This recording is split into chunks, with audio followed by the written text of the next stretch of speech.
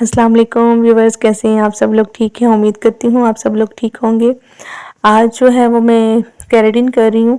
तो आप देख सकते हैं इनके हेयर्स पे जो हैं वो हेयर जो है इनके जो है फ्रिजी से हेयर हैं और स्प्लिट एंड्स हैं इनके हेयर पे। तो ऐसे हेयर को रिपेयर करने के लिए जो है वो केराटिन की जाती है। सबसे पहले इनको मैंने प्योरीफाइंग शैम्पू के साथ अच्छे से जो है मैंने वॉश किया 2 से 3 दफ़ा। इनके अच्छे से क्यूटिकल ओपन हो गई। क्यूटिकल ओपन आप इस तरह अंदाज़ा लगाएं कि बाल जो है जब आप वॉश करेंगे तो आपके बाल ना इससे खुरदरा होना शुरू हो जाएगा। बालों के जब क्यूटिकल ओपन होते हैं तो बालों का टेक्सचर कुछ इस तरह का होता है कि बाल ऐसे फील होते हैं, बहुत रफ रफ और जो है ना वो खुरदरा सा बाल हो जाता है। तो वो आपको पता चल जाएगा कि आपके बाल 100% जो है वो क्यूटिकल इनके ओपन हो चुके हैं। तो जब आप अच्छे से बालों को वॉश करके ले आएँ तो ये कि अगर नॉर्मल हेयर्स हैं तो उनके उन हेयर पे आप जो है एक दफ़ा लगाएंगे शैम्पू तो आपके क्यूटिकल ओपन हो जाएंगे। और अगर बाल बहुत हेल्दी अच्छा बाल है तो ऐसे बालों का क्यूटिकल तो ओपन नहीं हुआ होता, तो आपने उन बालों को जो है वो 2 से 3 दफ़ा वॉश करना है। जिनका डैमेज हेयर होता है और ऑलरेडी केमिकल वाला हेयर होता है तो वो उनका ऑलरेडी जो है वो बालों में जो है वो क्यूटिकल ओपन होते हैं उन बालों के ना। तो उन बालों को एक दफ़ा वॉश करेंगे तो क्यूटिकल आपके ओपन हो जाएंगे और बाल यूँ रफ सा होना फील हो जाएगा। आपको पता चल जाएगा बालों में जो है वो क्यूटिकल इनके ओपन हो चुके हैं। फिर वेट हेयर्स के ऊपर आपने उनको टॉवल ड्राई कर लेना है और टॉवल ड्राई हेयर के ऊपर ही वेट होंगे, वो 70% वेट होंगे। ऐसे हेयर के ऊपर आपने छोटी छोटी पार्टीशन लेकर आपने रूट्स पे नहीं लगाना, रूट्स को ना आधा इंच छोड़ के तो आपने बाकी हेयर्स के ऊपर अच्छे से क्रीम को अप्लाई करना है। क्रीम को जो है वो आपने अप्लाई करने का तरीका भी आप देखेंगे। छोटी छोटी पार्टीशन ली, उसको ब्रश की मदद से लगाया और फिर उसको फिंगर की मदद से अच्छे से जो है ना वो पेनिट्रेट किया और साथ साथ उसको मल्सीफाई करती गई, मिक्स करती गई और बालों को जो है वो छोटी छोटी पार्टीशन लेके उसकी जो है बालों पे अच्छे से मैंने जो है केराटिन क्रीम को अप्लाई किया है। बेसिकली जो केराटिन होती है वो रिपेयरिंग ट्रीटमेंट है। और जो है अब आपने इनके बालों का टेक्सचर देखा होगा कि बाल जो हैं 60% ठीक था, लेकिन 30 to 40% जो था ना वो बाल बेबी था। तो ऐसे हेयर्स के ऊपर जब आप केराटिन करते हो तो बाल जो है वो 60 to 70%, 80% जो है वो बाल आपका स्ट्रेट भी रहता है। और ऐसे हेयर्स के ऊपर जो है वो आपके बाल जो है वो फ्रिजनेस भी ख़त्म हो जाती है, स्प्लिट एंड भी ख़त्म हो जाते हैं। लेकिन जिनके बाल बहुत ज़्यादा कर्ली हेयर्स हैं, जो नेग्रो हेयर्स हैं, उन हेयर्स के ऊपर जो है वो ये 30% 40% वर्क करती है, 100% नहीं करती। बेसिकली जो केराटिन होती है वो रिपेयरिंग ट्रीटमेंट है, वो स्ट्रेटनिंग नहीं है। तो मोस्टली क्लाइंट्स को जो है इस चीज़ की अवेयरनेस नहीं है, उनको पता नहीं होता कि केराटिन और रिबॉन्डिंग में फ़र्क क्या है। तो वो जो है दोनों को सेम चीज़ें समझती हैं, दोनों को सेम प्रोसीजर समझती हैं, दोनों में बहुत फ़र्क होता है। इसमें जो है आपने अच्छे से प्रोडक्ट को अप्लाई करना होता है और उसको अकॉर्डिंग टू हेयर 45 मिनट्स के लिए 30 मिनट के लिए उसको आपने स्टे देना होता है। इनके हेयर्स के ऊपर मैंने 35 मिनट स्टे दिया और फिर क्रीम जब सारे बालों पे अच्छे से अप्लाई करी 35 मिनट के लिए मैंने छोड़ दिया और 35 मिनट के बाद फिर मैंने ब्लो ड्राई की मदद से इनके हेयर्स को जो है वो अच्छे से जो है वो मैंने ब्लो ड्राई किया। ब्लो ड्राई आपने 100% करना है कि आपके तमाम हेयर जो हैं वो 100% जो है वो ड्राई हो जाए। हीट आप नॉर्मल भी रख सकते हैं और आप ठंडी हीट के साथ भी आप कर सकते हैं और आप जो है गर्म हीट के साथ भी कर सकते हैं। तो मैंने जो है नॉर्मल हीट के साथ किया था, बहुत ज़्यादा गर्म भी नहीं थी और ठंडी भी नहीं थी, दरमियानी हीट के साथ मैंने इनको अच्छे से जो है वो ड्राई किया। जब मैंने 100% ड्राई कर लिया तो फिर मैंने छोटी छोटी पार्टीशन ली जो बालों को स्ट्रेट करने के लिए। आप देख सकते हैं कि पार्टीशन जो है वो मैं छोटी छोटी पार्टीशन ले रही हूँ और मैंने जो है इसे 90 के एंगल में अपने जो है वो कॉम्ब को उठाया बालों को और फिर उसको बाद 0 की डिग्री पे उनको नीचे ला रही हूँ। तो यहाँ पे थोड़ी सी स्पीड मैंने तेज़ कर दी थी। तो आगे जो है आपको जो है वीडियो के ना मिड में आपको जो है क्लियर होगा कि किस तरह मैंने 90 के एंगल पे हेयर्स को उठाया और जो है 0 के एंगल पे मैं इसको नीचे ले गई हूँ। ये यहाँ पे आप देख सकते हैं कि बालों को मैंने किस तरह जो है वो 90 के एंगल पे इसको लिया लेके और फिर इसको 0 के एंगल पे इसको अच्छे से डेड स्ट्रेटनिंग की। छोटी छोटी पार्टीशन आपने लेनी है और आपने बालों को इतने नीटली जो है वो आपने स्ट्रेटनिंग करनी है, क्योंकि जितने अच्छे से हीट जो है वो इन हेयर्स पे लगेगी तो प्रोडक्ट जो है वो उतनी ही पेनिट्रेट होगी और उतना ही अच्छा आपका रिजल्ट आएगा। और हीट टेम्परेचर जो होता है वो अकॉर्डिंग टू हेयर होता है। जिनके बाल बहुत ज़्यादा डैमेज है तो उनको 230 हीट टेम्परेचर नहीं देना, उनको आपने 180 से ऊपर लेके नहीं जाना।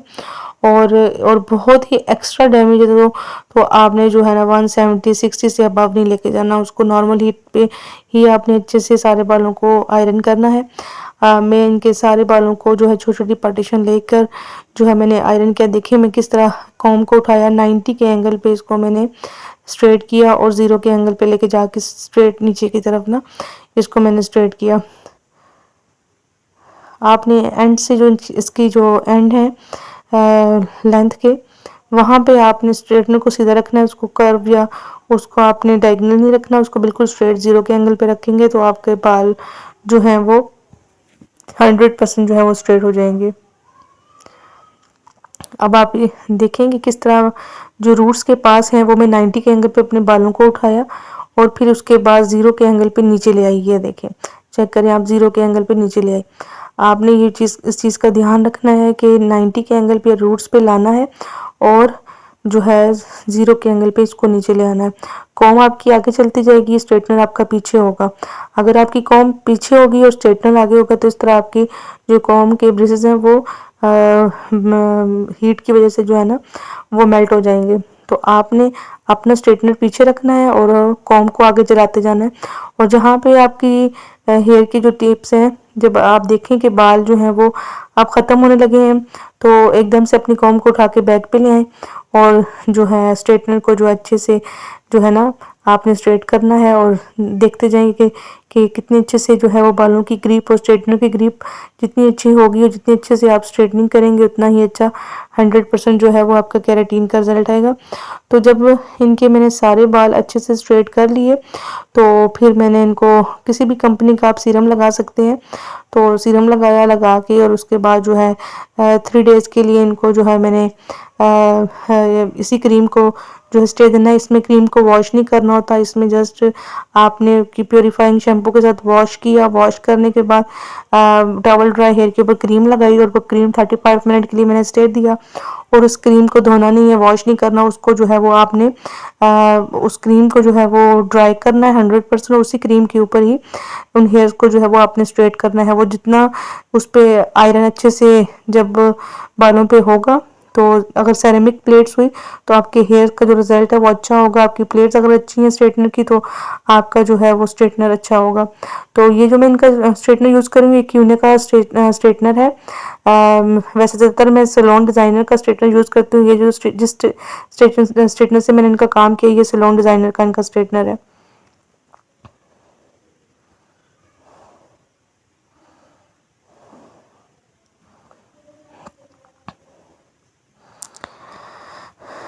यहाँ पे आप लोग देखें कि किस तरह मैं 90 के एंगल पे ही इनका जो है वो बालों को स्ट्रेट करके तो फिर 0 के एंगल पे नीचे लेके आ रही हूँ। तो ऐसे ही आपने सारी हेयर्स को जो है वो छोटी छोटी पार्टीशन करके तो आप करेंगे तो आपका 100% रिजल्ट आएगा और क्लाइंट भी सेटिस्फाइड होगा।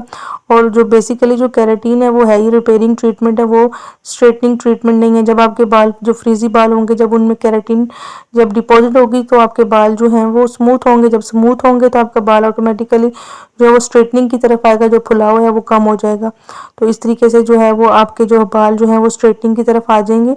तो बालों के टेक्सचर के मुताबिक ही आपके बाल जो हैं वो करली या बाल आपका जो है वो वेवी, ये जो भी है बालों के मुताबिक ही बालों में उसमें स्ट्रेटनिंग होगी। अगर बाल बहुत ज़्यादा फ्रिजी है लेकिन करली नहीं है तो बालों में 70% 60% होगी। और इसकी टाइम ड्यूरेशन जो होती है वो ज़्यादातर जो है वो 3 मंथ सैलून वाली कहती है, लेकिन अगर आप केयर करते हैं तो 10 मंथ से ज़्यादा भी जो है ना वो इसका टाइम चल जाता है।